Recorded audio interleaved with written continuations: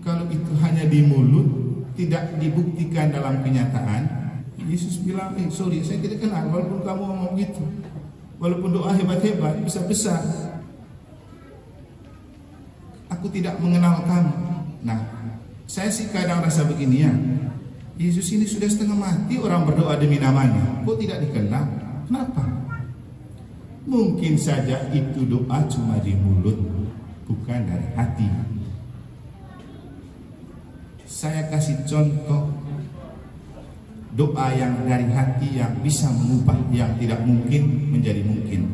Dan dalam hal inilah kita coba memaknai Santa Cecilia, orang kudus, perempuan kudus yang kita Gereja Katolik peringati hari ini. Santa Cecilia ini waktu kecil dia ingin sekali untuk menyerahkan hidupnya kepada Tuhan. Tapi orang tuanya ketika ia sudah remaja pasangkan dia dengan seorang lelaki namanya Valerius. Valerius ini orangnya baik, laki-laki yang taat, setia, bersahaja. Makanya orang tua pasangkan dia dengan Valerius.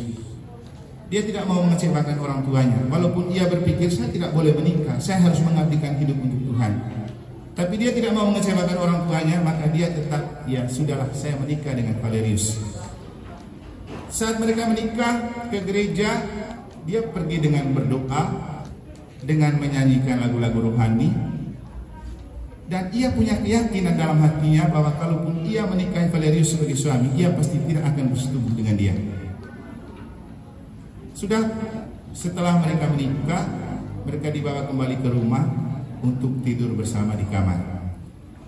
Sampai di kamar itulah dia dengan terus terang mengatakan kepada Valerius, Valerius, engkau suamiku, tapi aku ingin mengatakan sesuatu yang sangat pribadi untukmu.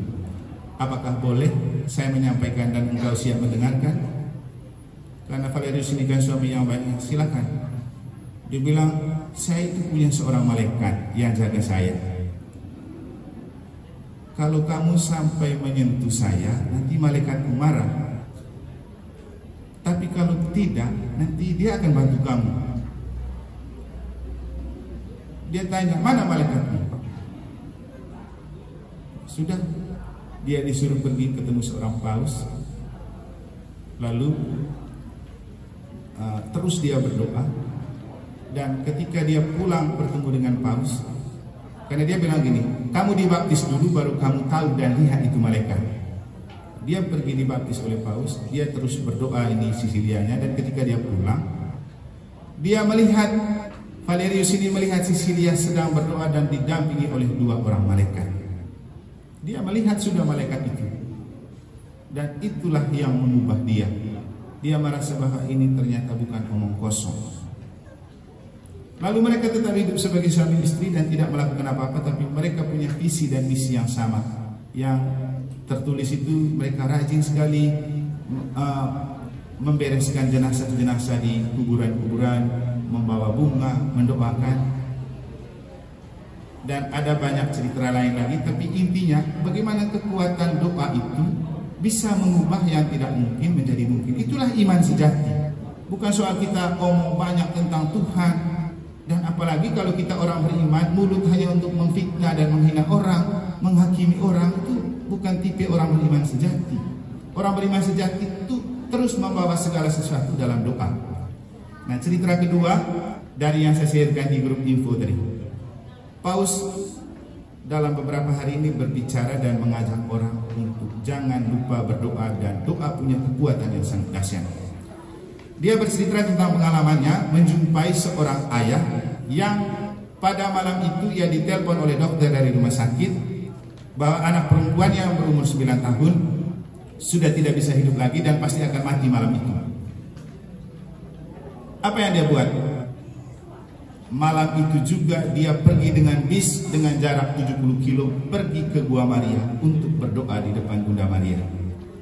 Sampai di Gua Maria pintu sudah tertutup, tetapi dia hanya memegang pintu berdoa sambil menangis. Apa yang dia minta? Semoga anak saya hidup, semoga anak saya sehat. Pagi-pagi ia pulang terus ke rumah sakit. Sampai di rumah sakit ia melihat istrinya sedang menangis. Ia berpikir anaknya pasti sudah mati. Begitu ia sudah dekat, istrinya bilang tidak masuk akal, tidak bisa dimengerti, tidak bisa dipahami. Kenapa anak kita sembuh? Baru ia sadar kekuatan doa itu bisa mengubah yang tidak mungkin menjadi mungkin. Bapak Ibu, apapun agama kita, apapun iman kita, tidak masalah. Yang paling penting, mari hidupkan agama itu dalam kenyataan hidup sambil berdoa dan membiarkan kehendak Allah terjadi. Kita punya agama dan kepercayaan berbeda, tapi kita punya satu cinta dan kasih yang sama dari Tuhan. Dan kepada kasih dan cinta yang sama itulah kita menyerahkan orang tua kita, Iketut Tantrawan Bisma. Kita datang karena mencintai dia. Dia telah hidup karena mencintai kita dalam Tuhan.